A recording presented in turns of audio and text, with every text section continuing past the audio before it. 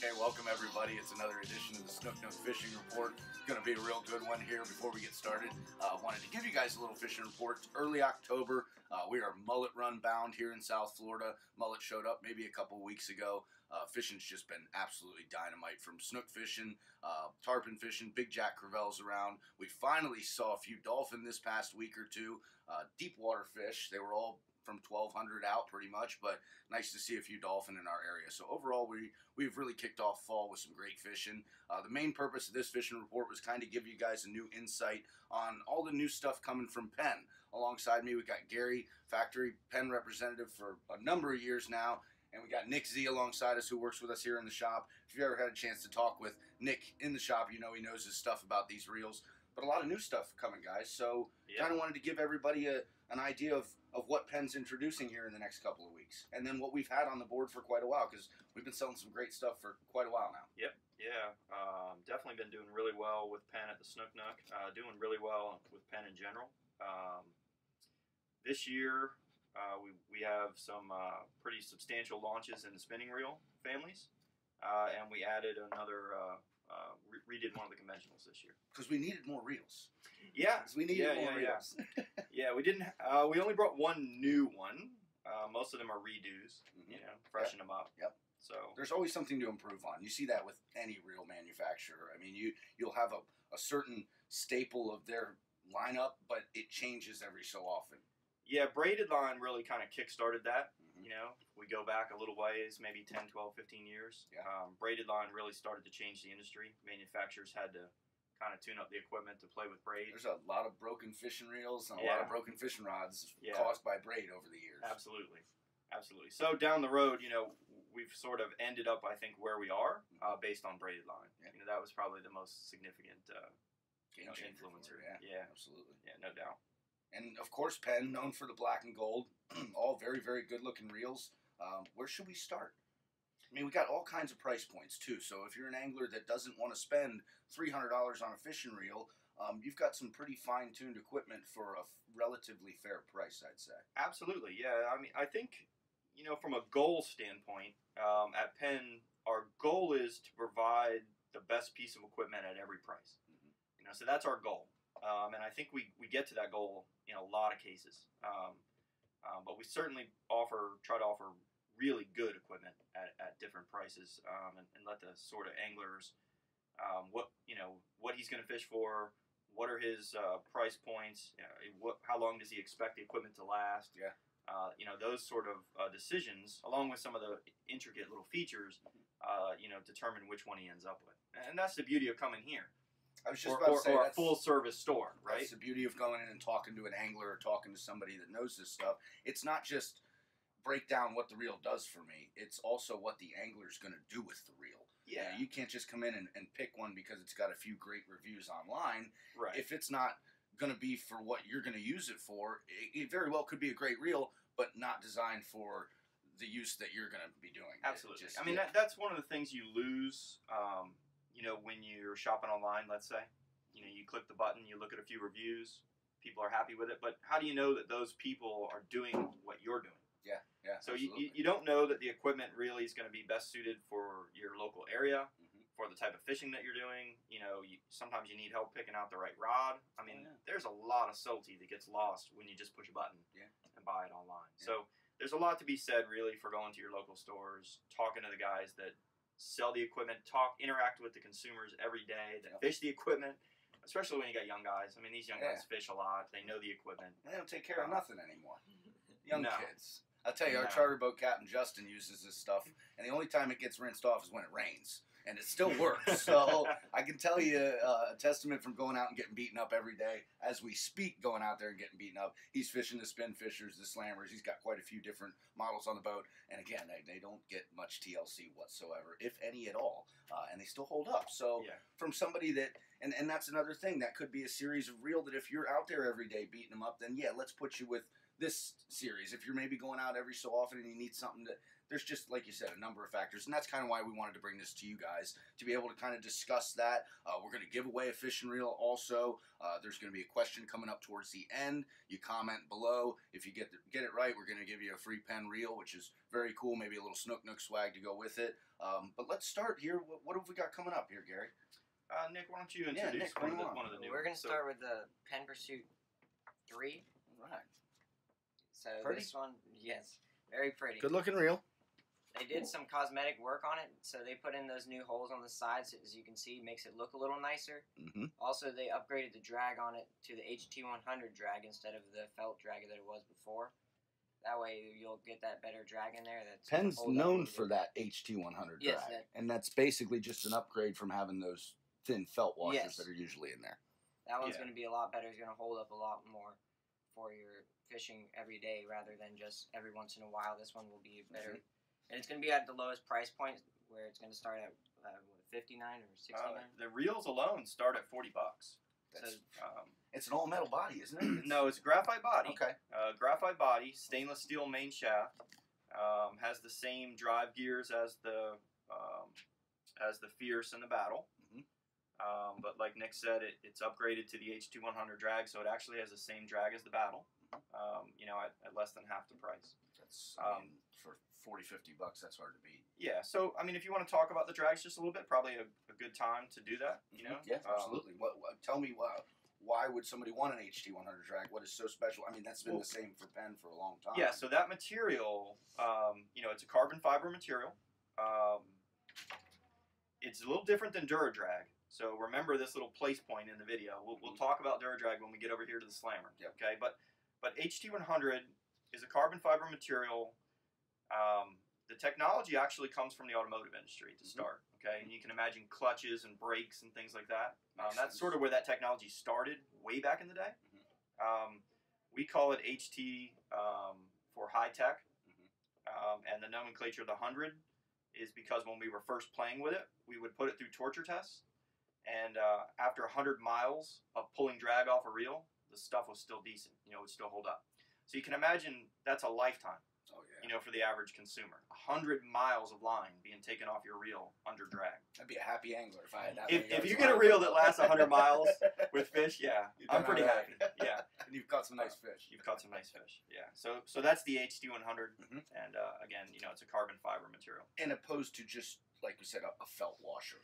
Yeah. So a felt washer, there are some advantages to felt potentially. Okay. Felt the only piece of equipment that we have currently in the lineup that has felt is the Fierce, and this is the second generation Fierce. And you want to show that to the camera, Vanna? There we go. Huh? Yeah. And again, a nice looking reel, and you're not going outrageous with the price point. No, and that's the next one up from the Pursuit.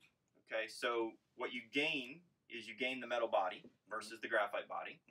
So if you're really going to put high drag pressures, and you're going to pull snook away from docks, you probably want to start Fierce or Battle, or even go a little higher. If you're everyday fishing the beach, fishing snook, trout, redfish, but you're not like targeting snook in close quarters, then from a price point standpoint, the Pursuit really gets it done for the money. It's really a good value. But the felt, one of the advantages to the felt is it has very, very little startup. So if you like to fish light drags, and you really want to fish a light line and a light rod and lighter drags, and you're more open water fishing, the felt is silky smooth, and it really doesn't have any startup. So that when the fish begins to run, you don't get a little bit of extra pressure, which can sometimes cost you with light line. They feel that hook, they feel that tension. And that makes perfect sense. So if I'm finesse fishing with a gulp shrimp for trout and whatnot, and I like that light drag, cool, I'm good with a felt washer. But man, if I'm up in structure and I'm trying to get a fish off the dock, I don't need that light drag. I want that pretty much pounded down as much as I can get, so I can get that fish out of there. So that's when we're getting into that, what reel is right for the situation that you're fishing. You can either spend too much or not maybe spend enough by explaining exactly to your factory representative or to your salesman or your fellow fisherman what you're doing. It really can narrow down and get you a reel that you're going to be able to use for a duration and not something you're going to go fish with and go, wow, this is completely wrong for me. Yeah, maybe you only spent 50, 60 bucks on it, but still, you could have spent 100 and been done with it, and now you're still trying to find that right reel for you. It's sort of like when you hear people talk about computers, it's garbage in, garbage out. That's a great point. You know, if when you guys come in to buy a reel, have a quick conversation with the guys at the counter. Tell them what you think you're going to do with it. Yep. Let them have a little input if you're, to where you're fishing. And they can help you pick the right reel. Oh, yeah. And maybe you came in hoping to spend 200 and you only need to spend 100 to get it done. Put the money toward more bait. Put it toward line. Put it towards an extra rod. I mean, braid nowadays, and what you'll notice on basically every one of these reels is these super line little, what do you call that? We call it a superline spool. Superline spool. It's got that little piece of rubber that's integrated in the bottom of the spool. So the idea with braid is you cannot, and we see it all the time, as long as braid's been out, it still happens. You get spools without this piece of rubber in it, and guys want the most line they could possibly get. So they fill the reel up to the max. Not only is it going to cost you a lot of money, it's probably going to be excess line. And the fact is if it's not anchored with either a little bit of mono behind it or this rubber gasket, it's going to slip. So basically, guys come in and they go, I have no drag. My drag's broken. I have no drag. It's broken. I need a new spool, or I need a new drag knob. And you take the line, and you can actually spin the line on the spool without spinning the spool, if that makes sense. So I got a funny story for you about that. When I started selling fishing equipment in a tackle store down at Tuppence, down in West Palm, Lake Worth, at his age, braid started. First guy that I interacted with, we put it on his reel. He came back and said, you guys broke my reel. And he couldn't generate any drag. Same deal. Little conventional. I don't remember what it was. We're pulling on the line. No one can figure it out. Well, he had a little scratch on his spool. And as we're doing it, I noticed that the scratch wasn't moving. And the spool wasn't turning. So, again, there's a little learning curve, right? But braid has certainly advanced all of the equipment. We kind of owe braid. To be truthful. Because it's made our equipment a lot lighter, stronger, better, faster, everything. And just a quick note on that stuff, again, to go back with spooling these things, that's another thing that's going to really, really help you pocket-wise when you come into a tackle shop. If you tell me you're going to trout fish in the Indian River and you're going to be throwing a DOA shrimp, I am not going to fill this reel entirely with braid for you. It's going to cost you way more money, and again, it's going to be way more line than you're ever going to use. If you're up fishing around the docks, you don't need 300 yards of line. If that fish gets you 100, chances are it's around something and it's broken you off at this point. So when we come, we get, and of course, there's still going to be people that do it. They want to be sure that if they get that big fish of a lifetime, they're going to have the maximum amount of line to catch them. Understandable. At that point, you just need to go to a bigger reel. But you just get to the point where they come in for new line, you take the old line off, and you get a third down into it, and the line is brand new. It's never seen the light of day. So not saying that they're not catching big fish. They're just not using that as much line as you think. 100 yards line, a football field, is a long way. So, and especially... And the stores maybe don't love it when I give this little tip. But you're right on. If you really do want the braid all the way, which I like as well, because you never know what you're going to hook. No doubt. But if you do like the braid all the way, a year into it, turn the braid over. Why waste all that line? Like you said, somebody comes in, you're looking at all that line is great. So throughout your fishing, I'm sure you've cut a little bit off. Maybe it touched a dock. So now put a little backing on it, flip your line over, and use the stuff that you haven't touched yet. You already own it. You might as well run it. Let it rip. At an average of $15 to $35 to spool a reel. You're going to be happy you saved it. On the bigger reels, you might be $50, $60. And that's what we get into now, where you end up walking to somebody around the shop and you go, okay, you got a reel and it's $125 just for a number, and you got a rod that's $125, and they go, okay, I'm spending $250, and then you get to the line machine, and we're well over $300 now. So it's a factor that price point plays a big thing in it, but it also is something that you really need to take into account what you're going to do with it. And that's the big thing is and especially with a company like PENN and all the parent companies, everybody's got a million different models at this point because there's a million different things to do with them. So you got to keep that in mind. And some people don't know exactly what they want to do. And that's, again, what benefits you from coming into a tackle shop, a local place, and talking to somebody that either does it or knows the product to a point where they've sold it to enough folks and know what each piece is going to do. Absolutely. So we started with the Pursuit. We got the Fierce and Battle. That's kind of the way you start your price points. Where do we go from there, Nick? Yeah, you want to tell them anything about the difference between the Fierce and the Battle? Or Just a quick reminder, everyone, the Snook Nook's annual Customer Appreciation Tent Sale coming up Saturday, December 15th. Join us from 9 a.m. to 6 p.m. for huge savings throughout the store. Penn Factory representatives on hand to give you the best deals on everything from Penn Fishing Tackle. Don't miss the tackle sale of the year, $35.95 Northeast Indian River Drive, on the water in Jensen Beach, Florida. All right, more real talk with Gary Z and Nick here. Want to talk about the beginning of the lineup. We got the Pursuit, the Fierce, the Battle. Kind of explain the difference. What am I getting out of the Battle, Nick, at this point? In the Battle, you're getting sealed ball bearings versus shielded ball bearings.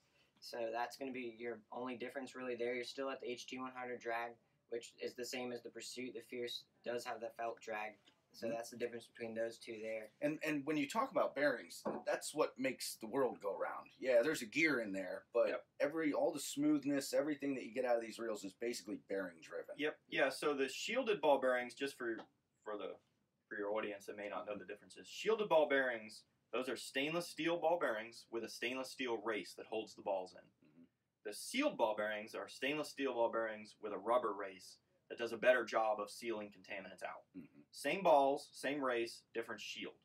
That's why they call them shielded versus sealed. And you'll find the sealed are more expensive, so naturally they're in the higher end equipment. One of the differences. You end up replacing a bearing in any fishing reel. You can spend between $8 and $25 at this point, and you've got a reel. How many bearings are in this? You got 6 in that guy. 6 in that guy. So you're talking, and that's usually what will go bad when you get the reel wet enough times. If you get it really wet. The bearings are going to start taking the brunt of that. The gears, you start getting sand in them and whatnot, then you can start destroying them. But really the bearings are what start to go bad when you go wading in the trough with them and dunking kind them. of a good segue to the next sort of more durable side of equipment. So, Pursuit, Fierce, Battle, those are like our bread and butter. Okay, that's the price points that most customers are comfortable with. From 40 to like 100, 110 for a 4,000. Yeah, so $40 to 110, somewhere in that range. Pretty affordable for most anglers. Pretty affordable for most anglers, yeah, and sort of we throw in this little anomaly this year. Last year the Conflict 2. So just to maybe throw that one in before I described sort of the ultra durable, but it's like the Batman of fishing reels right here. Right. So, Nick, super light compared to everything else too. You're mostly selling that to guys inshore. Inshore guys, mostly trout fishermen. Primarily, what they're doing is trout fishing with them. Okay. They just want that super lightweight combo, or somebody that maybe might do a little bit of snook fishing, but they want to kind of do it on the light tackle, throwing light lures. Little lures like the little mirror lures and stuff like that. It's great for that. It definitely cuts up your weight on there. That's all carbon infused frame on there, but you do get the nice. Real nice. The top of the line, the CNC gears in there, which is mainly what's going to hold up. It's going to hold up a lot better than those of the cheaper gears. Yeah. And feels great too. And a nice light reel. That's so this is the lightest reel the Penn makes. Yeah, and Nick hit it right on the head. Lightest reel you've made ever. Lightest reel Penn's ever made in a spinning reel. Yeah, no doubt. And we, from an engineering standpoint, it still has the durability. Okay, it's just we take a little bit of drag out of there. So guys, we're trying to steer them to the right equipment, and he's spot on. You want to use it open water, you want to use it finesse type techniques. Your rods are going to be a little lighter. Your braided line is probably going to be a little bit lighter that you're running on this piece of equipment. A great trout reel, great redfish reel. Snook, fine. Open water snook, absolutely. It's something you could throw all day long. You're throwing lures mostly when you're throwing this piece of equipment, sure, absolutely. Yeah, and that's why I kind of want to just toss it in before we go to the ultra durables, right? Yep, absolutely. So, you got anything else to add? Do you want to add on that one? That's pretty much it, right? That's pretty much it. It's a good light tackle reel though. If it's something, and again, that's something that you need to tell your salesman or your local tackle shop. Is this? I like throwing a DOA shrimp or a gulp shrimp, and that's all I throw. You go, okay. Well, I'm not going to sell you this Pursuit. I'm not going to, I'm not going to go to an SSV. I'm going to put you in something light, and that's kind of the direction you go. So then we get into the heavy duty stuff. Big fish fishing. So Spinfisher and Slammer have always been our, for lack of a better term, commercial duty reels. Okay, so when we engineered them, even from the beginning, you know, like, and then you can hit the little stars that would say, okay, here comes the prize, you know, blah, blah, blah. So the Spinfisher was really the first spinning reel, you know, that Penn introduced. And it goes way back. It goes back before I'm born. So we're going to have a question that we're going to ask, and you're going to have the chance to win the Spinfisher 4500. Okay, so that's the current generation, right? The new one hasn't started shipping yet. They're telling me at the factory that it's going to begin shipping around October 8th or so. Pretty soon. Real soon. Hopefully soon. We're days away. And so the question to win one is going to be, in what year did Penn introduce the first Spinfisher? And just so happens... You would find an old one here in the Snook Nook. Come on, at the Snook Nook, of course. I'm telling you, man. So, you know, the first Spinfisher, the OG, right? Yeah. The Greenie, Yeah. The Spinfisher 700, it has about 1 million names. That's the first Spinfisher, obviously designed before braided line was in the picture. Before. And if you can tell us what year, then first one to comment what year, you'll win that 4500 SSV. Yeah, you can't win this. Can't win that one. That one's probably somebody's reel that's getting tuned up. But hey, it's still going after you're going to guess how many years. You guess how many years. Keep that in mind, guys. Down in the comments, you'll be able to guess what year Penn came out with that Spinfisher, and you have a chance to win a Spinfisher. Yep. Cool stuff. Just thank you guys for joining us for all this. Now further, we're going into the commercial duty stuff. So I'll give you just a little bit of history, and I'll let Nick kind of tune up the reels a little bit, and then I'll kick in a little bit more detail if I need to. Okay. So when we started the Spinfisher way back in the day, you know, we tuned along, changed it a few times throughout the years, and then braided line came out. Okay, and braided line came out, and we realized that our reel, all the reels, were not very good at throwing braid. Okay, no reel was. So at that time, we introduced the Slammer. And when we started with the Slammer, it was always intended to be the braided line version of the Spinfisher. And it stayed that way forever. Now, all of our reels are braid ready. All of our reels are designed and engineered to fish braid. But back then, we sort of felt like there were still a lot of guys fishing monofilament lines. Oh, yeah. Absolutely, right? Bring on my Berkeley Big Game and my Pink Andy, man. Absolutely. I mean, you were fishing Big Game or Andy if you were in Florida, right? Yeah. And so we built the Slammer around braid initially. So it always had a heavier drag. It always had heavier gears. You know, the frame always supported the shaft better. It kept the gears in alignment better.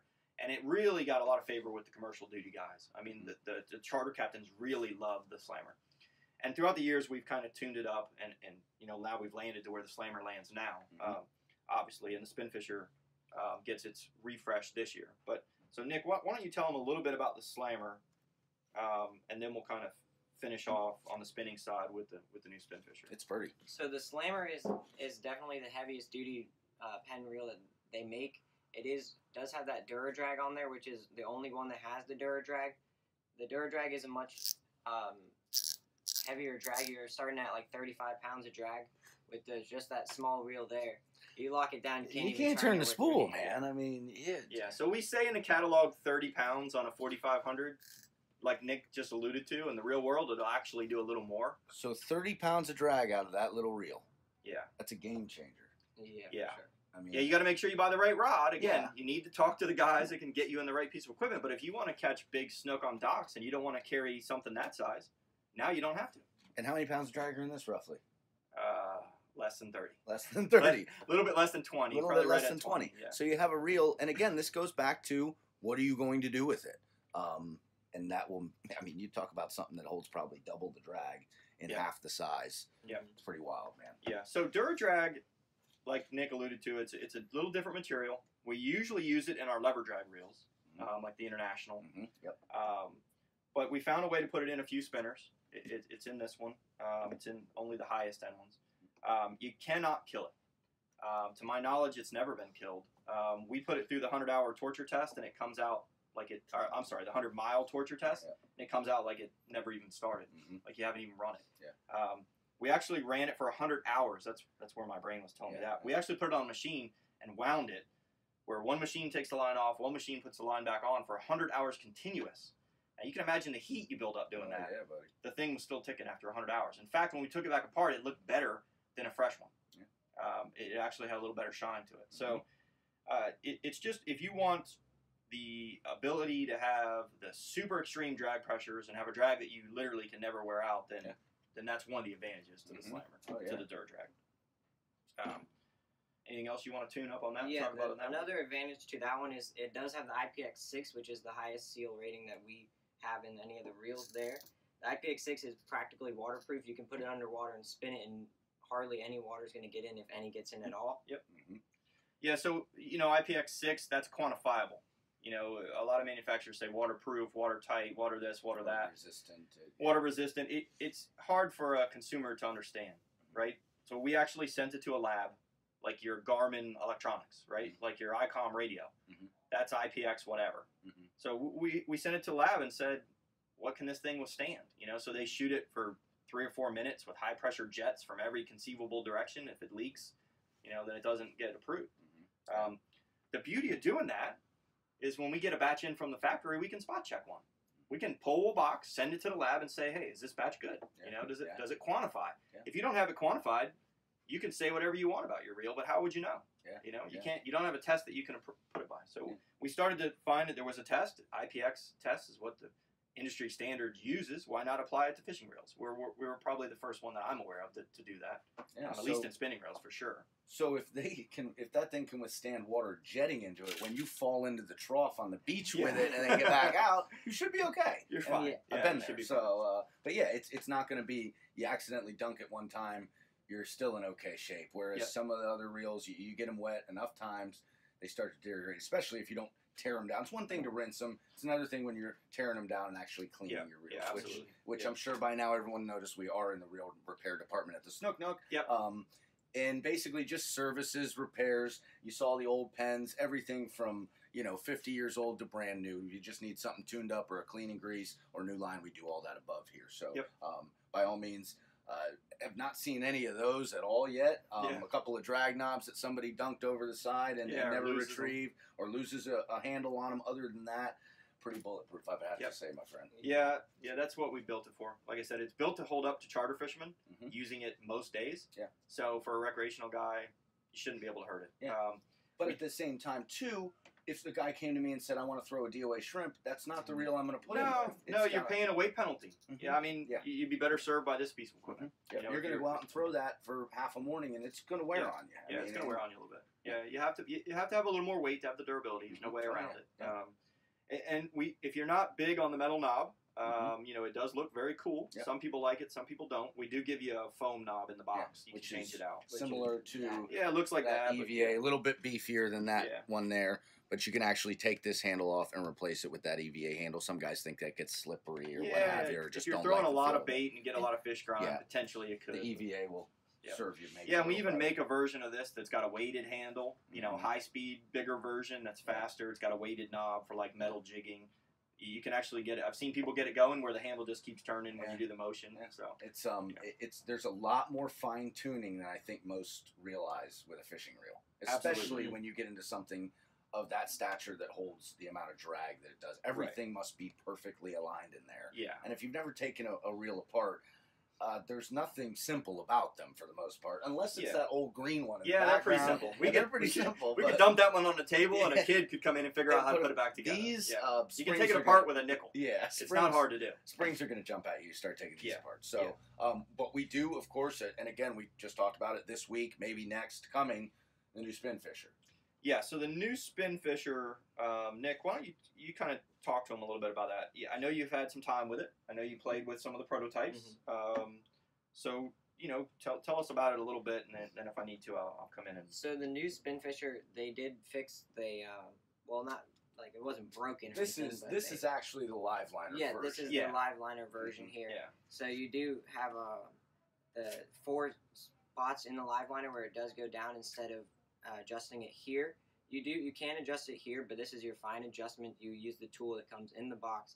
Adjust this before you go fishing for the 4 different spots you have here. You've had enough time to play with it. Do you feel like most customers are even going to mess with the tool and need to do the fine adjustment? Out of the box, it comes with a good adjustment for your different size baits, like a threadfin or something that's going to pull a little more croaker.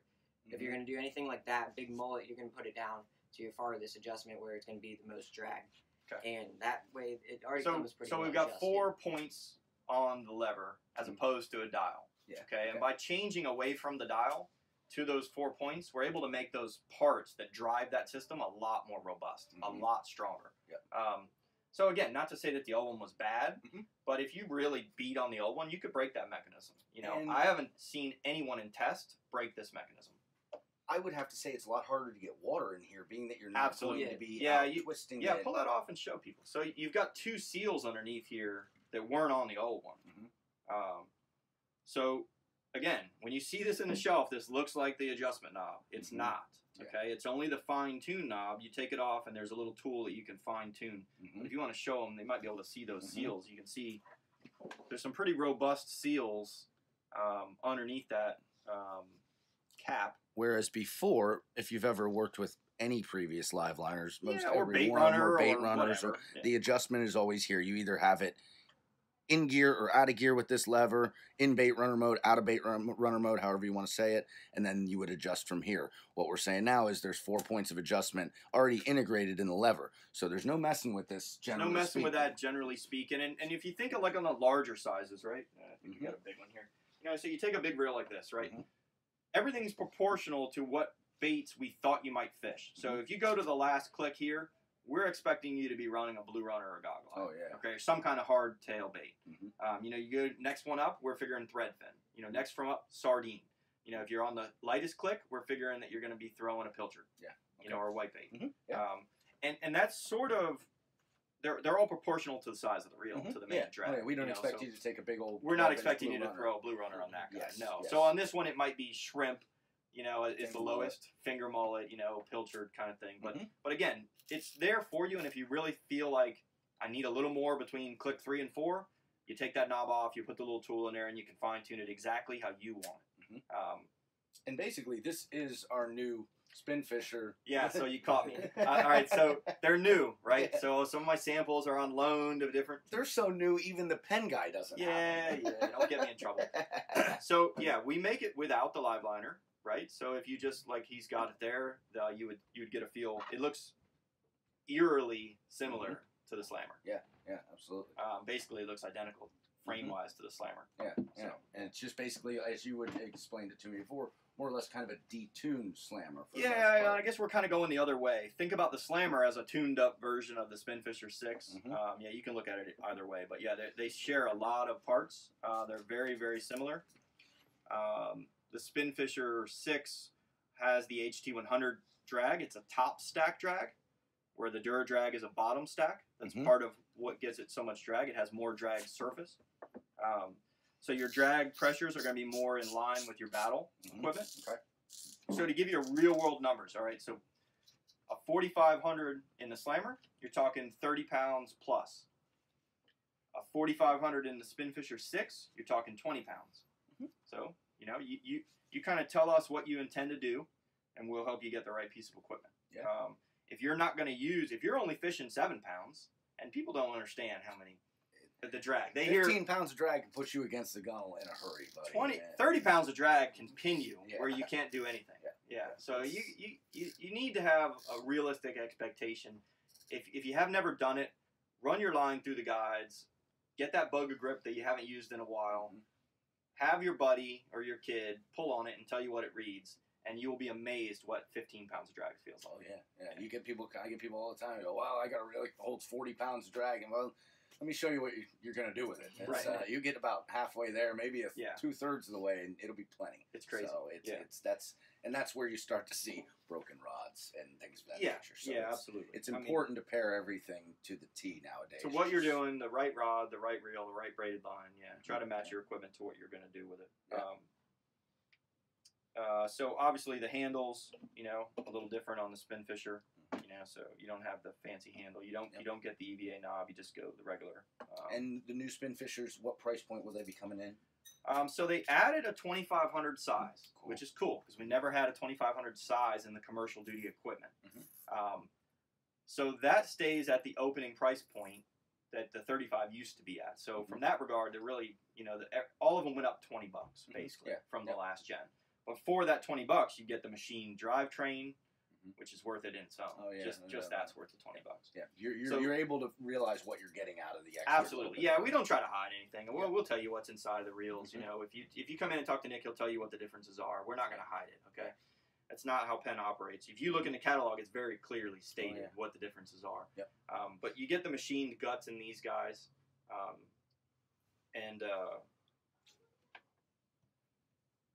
where was I going with that? Machined guts in the Spinfisher. Yeah, you still have the sealed ball bearings, so you don't lose anything generally. You know, as you go up, you get the sealed ball bearings, you get the machined drivetrain, and a 3500 will cost you $159. Last year it would have cost you $139. Yeah.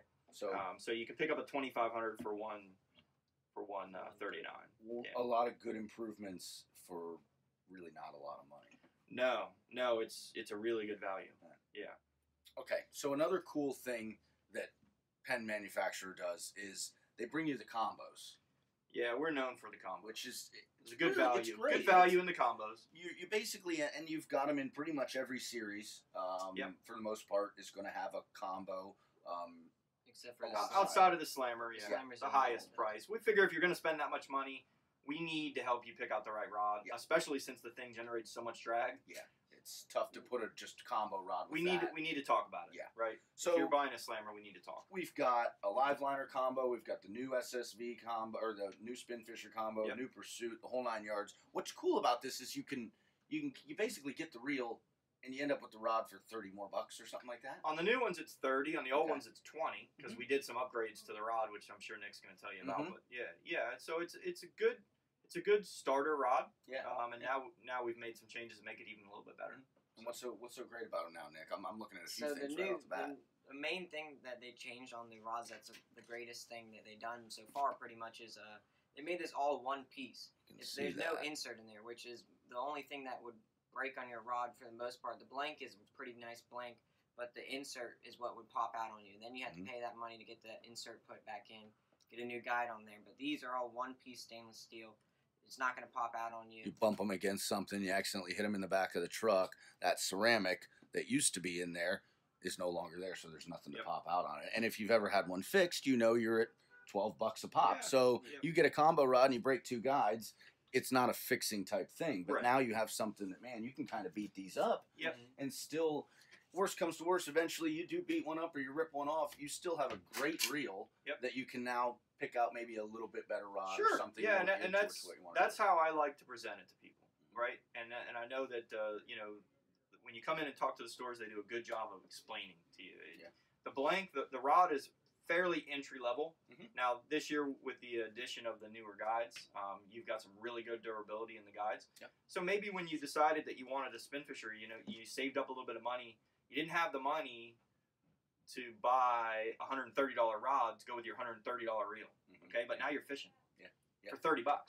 So we got you fishing. So you run this for a couple years, and when you save up a little more money, you buy your nicer rod, you give this to your kid, or you give it to a kid, or something like that. So it works out really well. It'd be really hard to take you around the store with this reel or that reel or what have you, and find you a comparable $30 rod that would do what this will do without sacrificing the guides or the quality of the blank or what have you. So it's really, if you're unsure about the rod but you want the reel, this is a great way to start out. And they're factory matched, so they match up well. They're balanced. The weight distribution is good. It's a good way to start, no doubt. I mean, the stores can help you pick a better rod for sure. And but it's a good way to start, especially if you're strapped and you've been saving up for that reel for a little while. We figured, why not get this guy fishing? Give him a decent rod to run with for a little while he saves up money to buy the next. PENN's kind of always been known as sort of the working man's brand. And those kind of decisions actually they go into what we do. When we make that combo that close to the price of the reel, those are thoughts that we actually have. They're discussions that we have. This guy's going to save up $100 to buy that battle. He might have been saving for a couple months. We don't want him to have to save for 2 more months to buy a rod. So let's get him fishing. Let's get him fishing. Let's get him fishing. He's got to save for all that Brady's going to put on anyway.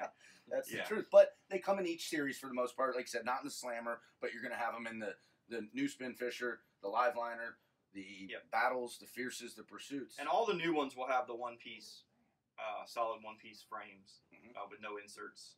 And as we redo them, I believe that we'll merge that into every piece of equipment as we redo the And combos. that's something when you think about price points that a lot of people don't think about is the price of the guide can really impact the price of the rod. Absolutely. Tenfold.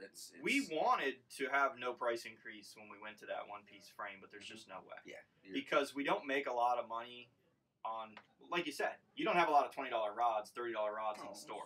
Very few. There aren't a lot on the market. No. That you would want to put with a nice reel. And not for saltwater. Not for saltwater. Not for saltwater. No. So we didn't have a lot of margin there to play, so we had to take an increase when we went to the more durable guide. But I really feel like it's $10 well spent. It really is. For sure. And they look great. Like I said, they're matched up properly. And some, I'll tell you what, those new Pursuits look pretty fancy, man. Yeah, they got a new. So there's the regular version of the new Pursuit, same guides as the Spinfisher. Good looking reel, and again, not over the top expensive. No, $69.99 for that one in his hand. $69.99 for a combo that gets you fishing. Yep. And then you got the fancier version. Yes, this is the fancy version. Yeah. So one of the questions I get, we call this the LE, and so this is the Pursuit 3 LE, and it's open to interpretation what LE stands for. Ladies edition. Yeah, you can certainly go with ladies edition. You could go with luxury edition. Go with limited edition. Listen, present it however you need to present it. And here's a tip for you guys, all right? So you saved up and you came in here and you bought the Spinfisher 6. Or better yet, you went to the tent sale, okay, at Snook Nook, and you bought the Spinfisher 6, right? Nick helped you out. You picked out your best rod. You just spent $250. If you don't want to get in trouble when you get home, buy your significant other the new LE. See? Because when you walk back in with this, it's all forgiven. Yeah, you're good. It's forgiven. That new combo for $250 you just stuffed in the garage, just forgot. No big deal. It's forgotten because you bought her one. Yeah, so she's included. And where are we at price point with these? It's a $20 upgrade over the regular because you got to pay for this wind grip. Yeah, wind grip. If you're not familiar with it, comes from the golf technology. I know you're familiar with it, being a golfer. If you go in to get a set of clubs redone, you're pretty much getting wind grips because that's all they use now for regrips. It's a really durable material. It works really well in fishing as well. It's translated really well. Most manufacturers are using it only on the freshwater side. We started playing with it a little bit with the Passion. It works really well in saltwater. Yeah, it's a really durable material. Stays tacky, but it doesn't get sticky. It's got good grip, but it's not sticky. Doesn't get slimy. Cleans real well. The color stays. Doesn't fade. It's got all the things you want. So we added it to the LE version, and we also slowed the reel down a little bit. And the rods are a little bit lighter, so you can also go with light edition if you wanted to. Again, we're not telling you this is a ladies' piece of equipment because certainly men will like this color. Oh yeah. The pink Passion, a little more ladies, obviously. Yeah, no doubt. There's some guys that like the pink too. That's true. Whatever. That's true. I see pink polos. You go around downtown, you get it's a real men wear pink. Don't they say that? That's what they say. Yeah, I think it's coral. Yeah, I think coral's fine. Pink's sketchy. Coral's good. But yeah, this certainly can be a ladies' piece of equipment, a men's. It depends. This guy runs only in combo form. Okay. The reel, obviously, the trim matches the wind grips, and it goes from a 2,500 up to a 5,000. The rods will be a little bit lighter action than the regular standards, and the reels are a little bit slower. Other than that, same reel. But overall, a really, really well put together combo. And again, like you said, if you buy yourself something new, it can get you out of the doghouse for that. Because it does look pretty nice. It's got the teal trim all around, the spool, and the wind grips running through the handle and whatnot. And again, all the one-piece guides. All the new ones have the one-piece guide. Yep. Pretty crucial. Yep. So we got one more in the that's it on spin. Department. That's it on spin. That covers spin for the most part. There's a few. We actually still make the Z, believe it or not. This guy's still around. It doesn't look. It's not green anymore, but we still make it, and we make that thing in Philly. So for the old school guys, we still take them, try to take care of them. And in the conventional side, the only real thing that we changed this year was the level wind version of the Fathom. And the main thing that you'll see, we bumped up the drag. Okay, so now these get over 30 pounds of drag. We call it 30, but everything PENN will get more than it says. So you got 30 pounds of drag, and you've got kind of a quick access. My associate here took it apart for us so you can see. 4 screws, right? Yes, 4 screws. A minute? Maybe a minute. And you can take your reel apart and nothing falls out. Okay? So if you want, that's kind of cool, right? No loss, nothing. You can service your gears with grease. You can access your bearings with oil. You can clean out contaminants, and then you put it back together and pop the 4 screws in it. Mm-hmm. So you'll see how big and robust that main gear is on that. It's a very durable machined main gear. For a level 1 reel, you'd be hard pressed to find one that's going to be more durable than that one. That's a big gear in that. That's thing, a big man. gear, and It it's really the same is. gear for all sizes. So same drag because it's housed behind the gear. The small ones are great for But snook reels. Everything stays in there. Yeah. Anything else you take apart like this, there's springs flying all over the Yeah. place.